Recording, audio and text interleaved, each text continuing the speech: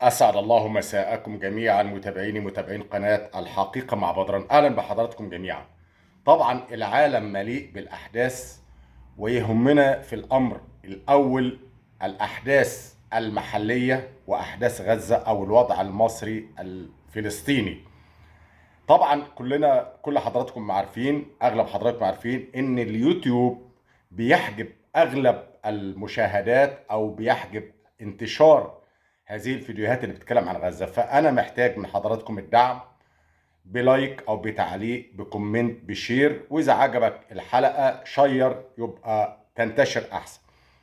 هنبتدي الأول من الحدود المصرية السودانية. أولا هناك أنباء ولكن حتى الآن لم تصدر أي تصريحات من الحكومة المصرية حول مقتل طيار مصري اسمه أنطونيوس حبيب. طيار مصري يقود طائرة F-16 قتل أو سقطت طائرته أو أصيبت على الحدود المصرية السودانية. اللي هي مصر بتحارب في السودان؟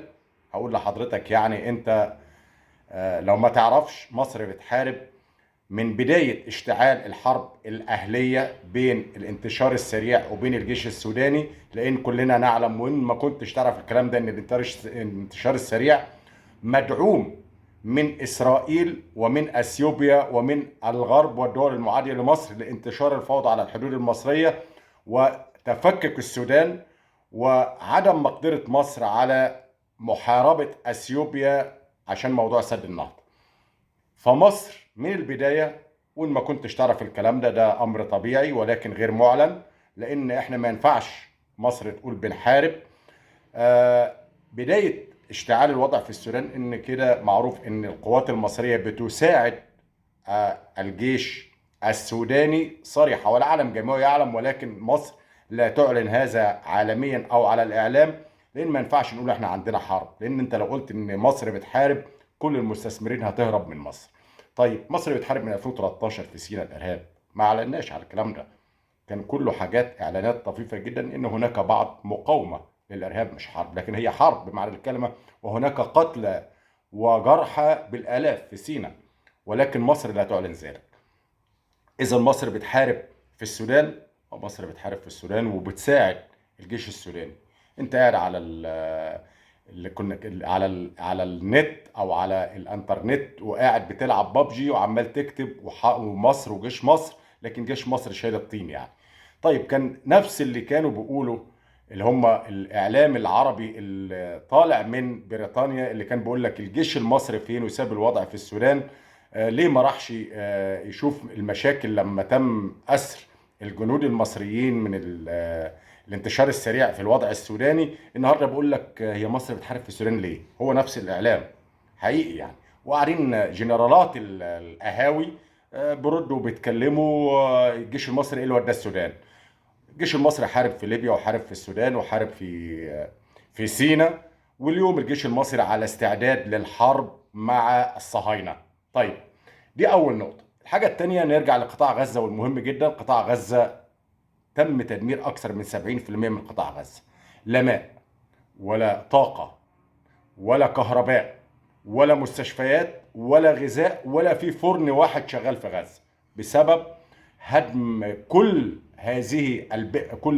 البنية التحتية لإرغام أهل غزة على إن هم يتركوا بلادهم أو أرضهم ويتوجهوا إلى سيناء، وهنا يكون قد نجح المخطط الصهيوني الغربي. طيب هل إسرائيل هتوقف الحرب؟ بص هقول لحضرتك على حاجة حقيقة، إسرائيل قراراتها متخبطة. نتنياهو وزير الدفاع الحالي وزير الدفاع السابق أعضاء الكنيسة الصهيوني كل منهم بقرار، ولكن الأمم المتحدة أعلنت احتلال إسرائيل، سيتم احتلال إسرائيل لقطاع غزة لمدة غير معروفة، يعني فيما معناه إن مفيش حرب هتقف دلوقتي حقيقي. طيب المساعدات اللي بتوصل النهارده لقطاع غزة لم يتبقى منها أكتر من 20%. المساعدات دي ابتدت أو بدأت في النفاذ ومفيش غيرها. طيب هل إسرائيل بتتلقى مساعدات من العالم؟ إسرائيل هقول لحضرتك على حاجة، إسرائيل جمعت في شهر واحد أكتر من $1 مليار تبرعات للوضع الإسرائيلي من دول العالم. إسرائيل استخدمت السينما والإعلام الإسرائيلي للترويج للقضية الإسرائيلية. عملوا فيلم في أسرع ما يمكن وأنتجوا الكيان الصهيوني، وبممثلين عالميين إسرائيليين بيمثل الوضع الذي تم يوم 7 أكتوبر، ولكن بشراسة، لكي يحصلوا على ان العالم يتعاطف معهم، يتعاطف. لذلك هناك تبرعات، شركات فرنسية تعمل في إسرائيل وفي فرنسا تجمع تبرعات لإسرائيل، شركات ومؤسسات إسرائيلية حتى بتاعت الأدوية مستحضرات التجميل بتجمع تبرعات لإسرائيل. احنا العرب فين؟ فين العرب؟ شوية تبرعات طلعوا خدتهم مصر. خلي بالك، اوعى تفتكر ان التبرعات اللي مصر بتبعتها دي او المساعدات دي كلها من مصر او من العرب. جزء من دول عالمية وجزء من الدول العربية. وفي اسبوع واحد اسرائيل حصلت في شهر واحد على مليار دولار. احنا عملنا ايه؟ النوم في العسل، وعمالين بس نسب بعض ونتهم بعض بالخيانة، وكلنا مخونين بعض، وكل واحد فينا بيحكي على ليلاه مع نفسه. ده اللي للأسف دي الدول العربية. إسرائيل النهاردة مليار دولار في شهر واحد، والباقي جاي. المشكلة في الفيلم اللي أنتجوه ده، فيلم طبعا مؤثر جدا. الفيلم ده اتعرض في إسرائيل، والناس اللي شافته من الإعلاميين الإسرائيليين قال لك ما كملناش الفيلم، خرجنا بره لأنه عبارة عن مذابح، ودي غير الحقيقة، هم نفسهم بيقولوا. ولكن هيتعرض على الغرب وهيتعرض على الدول الأوروبية، هيكون هناك تعاطف مع إسرائيل. طيب، يبقى قلنا اسرائيل مش هتقف الحرب لان القرارات متخبطه وتنوي احتلال غزه لمده طويله غير معلن عنها. حاجه الثانيه، اسرائيل بقالها اكتر من 32 يوم بتقصف غزه، واكتر من 12 يوم اجتياح بري. هل اسرائيل وصلت للمختطفين اللي هم بيقولوا عليهم او الاسرى؟ لم يحدث حتى الان.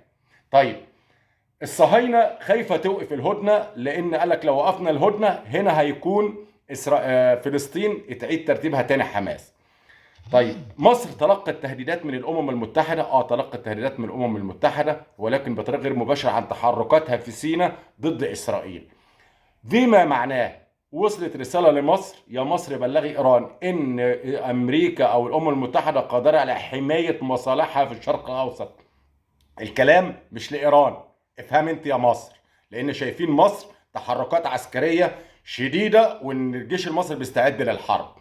طيب، في التصريحات القياده الصهيونيه تصريحات جامعها متخبطه، لذلك ما فيش قرار واحد متفقين عليه. في وصول اكتر من 1000 مقاتل من القوات الخاصه البريطانيه حاليا في لبنان بيتدربوا على اقتحام غزة عشان خطف الرهائن او الحصول على الرهائن. طيب، الحاجة التانية ان لو حزب الله في لبنان تدخل في الحرب، دول يكونوا بمثابة قوة ردع لحزب الله في لبنان، وبيتدربوا في لبنان بشكل سري. هل هناك في قوات خاصة أمريكية موجودة في غزة؟ موجودين في غزة وبيقتحموا مع الإسرائيليين، ويقال أن هناك بعض الأسرى من القوات الخاصة الأمريكية، ولكن أمريكا تعلن أنهم مرافقين لا أكثر، وأن هم مش داخلين حرب.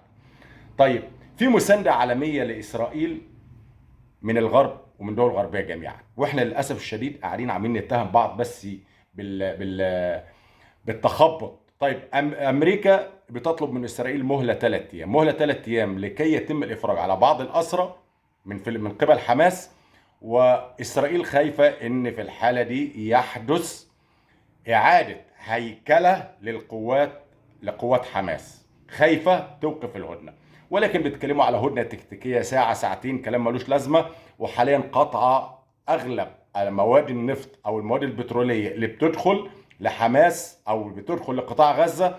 لذلك مفيش افران، مفيش مستشفيات، والحاله الوضع سيء جدا. ولكن ثلاجات الكيان الصهيوني بتاعت المشارح بتاعتهم المستشفيات مليئه بالقتلى ويخفوا عن الشعب لعدم هياج الشعب الاسرائيلي. وكشف هذا اعلامي اسرائيلي وتم اعتقاله. بقول لك الثلاجات مليئه والعالم الاسرائيلي ما يعرفش حاجه. هناك مطالبات من الشارع الإسرائيلي وأسر الضحايا الإسرائيليين بعودة ذويهم، وإن نتنياهو فشل وهذه الحرب فاشلة. حتى الآن لم يتم الوصول إلى الرهائن إذا كان مقاتلين إسرائيليين أو مدنيين. والآن وحاليا لا عثور على قوات حماس بتطلع من تحت الأرض تضربهم وترجع. هم كل اللي بيعملوه بيبيدوا في الشعب، بيقتلوا كل من هو في الشارع، ولكن حماس تحت الأرض بتطلع تضرب وتدمر دبابات وطيران وترجع. برضو نرجع نقول ان الوضع العربي وضع خامل جدا، وللاسف الشديد انا لو عايز اتكلم هتكلم كتير عن هذا الوضع، لكن انا مش عايز اطلع على حضراتكم، ولكن انا محتاج من حضراتكم شير او كومنت او لايك، عشان النهارده اليوتيوب بيحجب اغلب الفيديوهات اللي بتخص الوضع الفلسطيني الاسرائيلي. تحياتي لحضراتكم جميعا، والسلام عليكم ورحمة الله، بعتذر على الإطالة.